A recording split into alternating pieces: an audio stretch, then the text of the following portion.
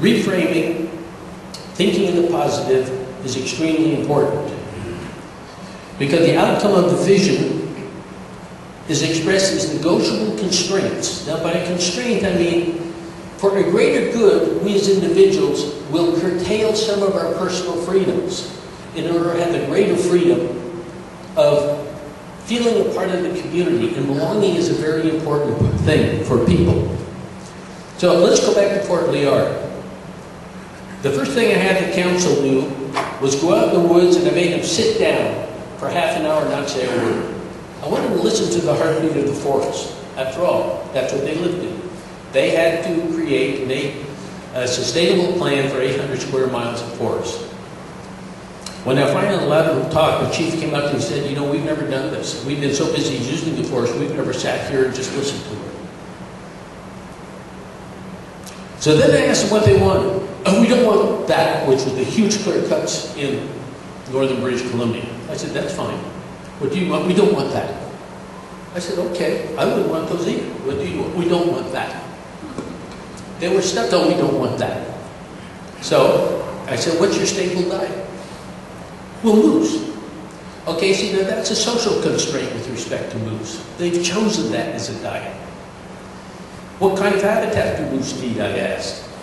Willow and birch thickets. Those are environmental constraints. Those are non-negotiable. But moose as their basic diet is negotiable. They could choose something else. When you hunt moose in late summer and autumn, that's a social and a biological constraint with respect to moose.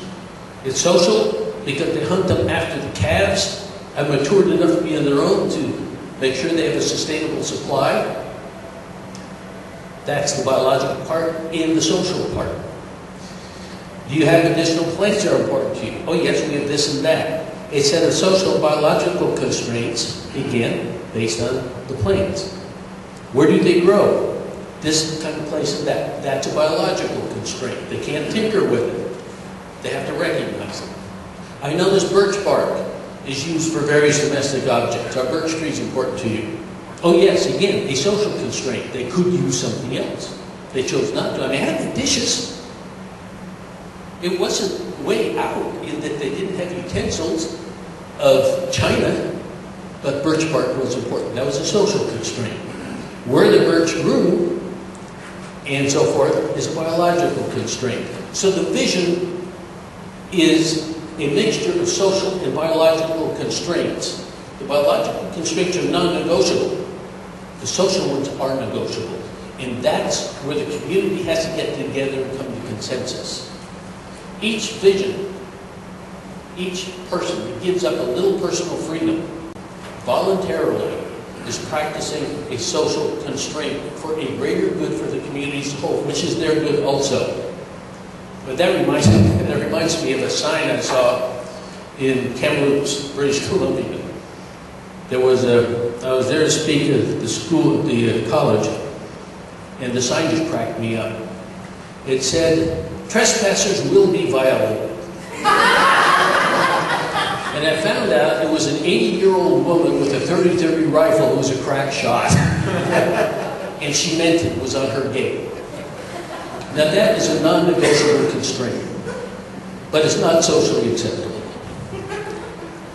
Because the community's visioning process is a public one, it gives the people the right to comment on all aspects of the process, from creating the vision through its implementation and monitoring. That means that they can hold the administrating officials accountable, and that makes them very uncomfortable. That's why visions break down. The people who are elected to the positions of leadership, the positions of authority, don't want to share it because they don't know how. They haven't been taught. They feel that they're being crimped or their status is somehow diminished. What they really are the midwives, just like I am when I help the community with vision. I'm a midwife of an idea, of a dream, to go somewhere together on a wonderful journey. They're the midwives to help implement it. But that isn't the way they see it, unfortunately. So most visions die at the administrative level. I've seen it over and over and over.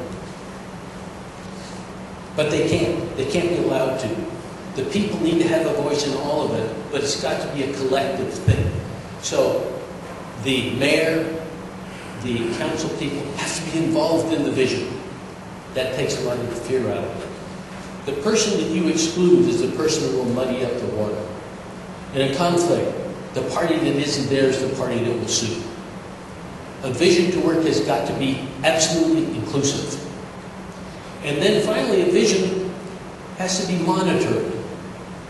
You have to know whether you're achieving it, whether you're on the right track. I learned this, I may have said this last night, but I'll repeat it. When I was working in Egypt, as a young 24, I think I told you about going out to the Black Hill and not wanting to go this far to the right. If we had gone my way, I'd still be bleaching out there.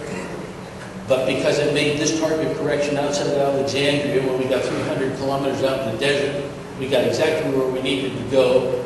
And then my guide had me put the map on the hood and showed me that my direction, this far, way back, was a difference of 50 kilometers of fuel and water we didn't have. That's why we monitored.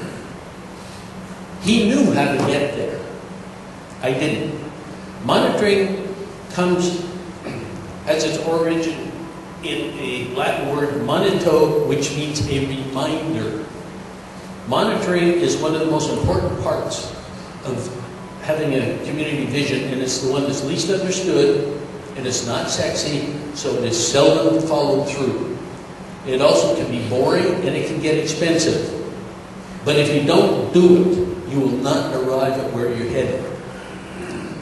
And for those of you who are interested in more detail, I've put some flyers from a book that we've written on evaluating sustainable development, giving people voice in their future that's on the table. It tells you how to do this in detail. I'm not going to be going into.